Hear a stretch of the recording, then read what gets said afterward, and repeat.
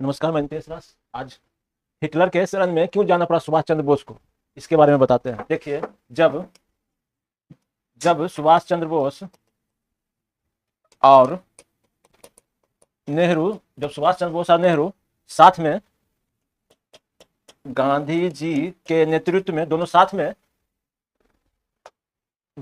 में गांधी जी के नेतृत्व में आंदोलन में भागीदारी थे, उस वक्त सुभाष चंद्र बोस एक क्रांतिकारी नेता के रूप में उभरे, जबकि गांधी जी एक अहिंसावादी थे। अहिंसावादी, इसके लिए दोनों के बीच विचार नहीं मिलता था।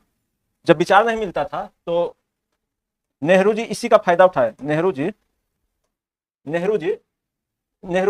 गांधी और सुभाष के विचार अलग रहने का बहुत बड़ा फायदा उठाया। 1935 से आते आते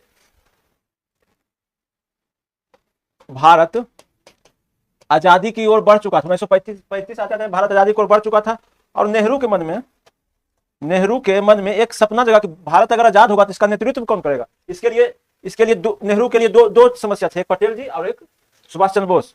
तो गांधी और सुभाष के विचार न मिलने का फायदा नेहरू ने गांधी जी का कान भरकर बहुत बड़ा काम किया। गांधी को कहते थे कि यह कांग्रेस के आंदोलन को समाप्त कर देंगे।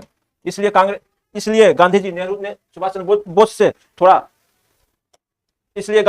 बोस से थोड़ा अलग रहते थे। और लास्ट में दोनों में इतना मनमुटाव हुआ कि 1949 में जो कांग्रेस का अध्यक्ष का इलेक्शन हुआ, उसमें सुभाष चंद्र बोस के जीतने के बाद भी इस्तीफा देना पड़ा और कांग्रेस छोड़ना पड़ा। लास्ट में एक क्रांतिकारी बन गया और इससे अंग्रेज को खटकने लगा और अंग्रेज ने सुभाष चंद्र बोस को जेल की नजरबंद किया। सुभाष चंद्र बोस किसी तरह नजरबंद से भागकर जर्मनी पहुंचे और जर्मनी में हिटलर से बात किए भारत की आजादी के लिए, और हिटलर से मिले। और उसके बाद फिर वह हिटलर से मिलकर जापान गया और जापान में एक सेना का तैयारी की, आजाद हिंद फौज का तैयारी था, उसका अध्यक्ष बना दिया गया इनको।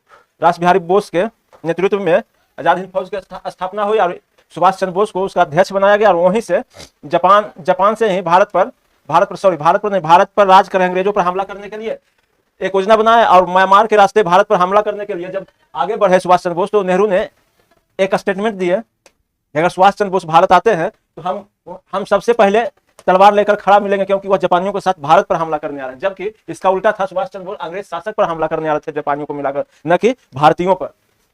धन्यवाद।